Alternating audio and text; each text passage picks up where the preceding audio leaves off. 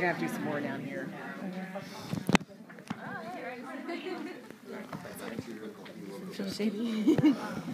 Oh yeah, you're going to have to do a lot more down here. All right, okay. So underneath here, you have the ascending aorta and then the aortic arch.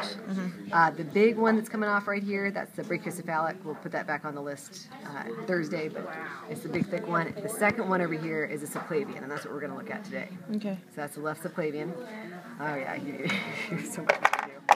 I just didn't know if every blue one or red one can cut. You try not to cut. So the anything. thin ones, can we cut? The thin ones, this little... No, that's fine. Okay, that's fine. Okay. That one's not going to be in your way. Okay.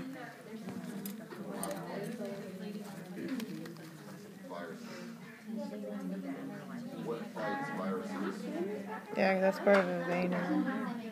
That's the artery. Okay. What is one way the body helps neutralize viruses? All right, so I'm going to try to separate enough for us to see it, and then you can go back and clean it. What does the body do to help us or make it better? Fever.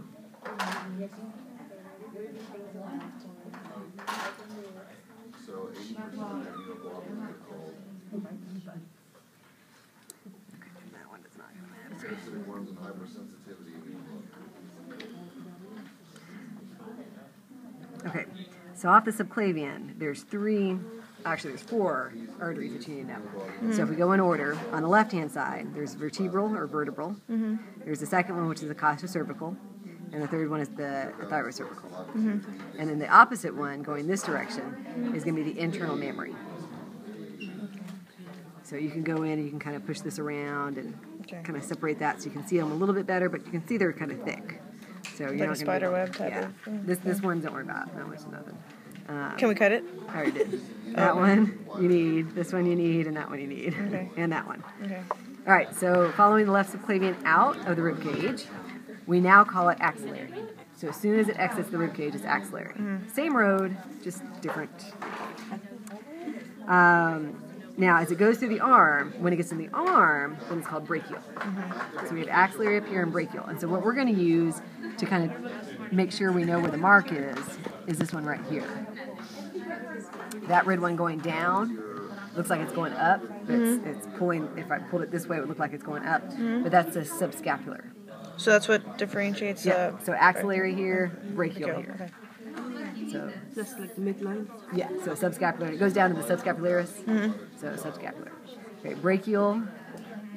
And you can get, what you can get rid of down here is the nerve, this white nerve. Okay, I was just... You can pull that off, and that will help expose the artery. Okay. All right, so then that's going to go through the supracondylar foramen hole or opening, which is in the elbow. So you'll see it disappear, and there's a bone right there. Oh, yeah. So it goes through that hole. And then it exits, and when it exits as the radial. That Here, red one. the red one. Can we cut through here? This little muscle? No, Oh, that's because that's bone. Okay, okay. That's actually bone. Right there. Okay, yeah.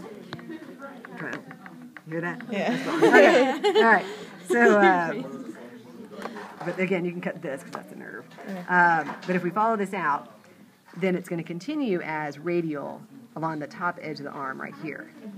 So it's radial when it comes out, and it's still radial over here. Ulnar is when it makes a change down here. So you see that bottom portion right there? You can pull this muscle off. Okay, But where the bottom branch is, that's the ulnar. Okay. And we have two more. So the other one is the intercostals. So anything that's in between the ribs, that's an artery, that's intercostals. And then the last one, we're actually going to lift this up. So if we lift, and it's really easy because it's the only thing that's going to be down here. All right, so we can kind of see two sets of, here, hold that legs back. Two sets of things. So here are the intercostals this way. But here, they're going into the esophagus, which is this. Okay. So this is the part of the aorta right here. So we have intercostals going this way and going out to the ribs. And then we have esophageals that go up to the esophagus. And you can actually pull a little bit of this, and you probably see some more in there, but that one you can see pretty well.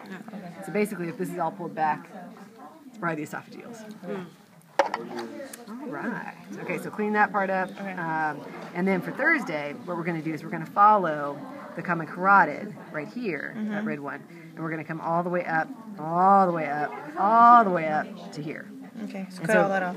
Well, don't cut it off, but you got to cut it in. So here, that's one you have to have. Okay. So you might want to work backwards and kind of dig and kind of see where that one goes. Now this big old gland, you can cut off, but I would do it very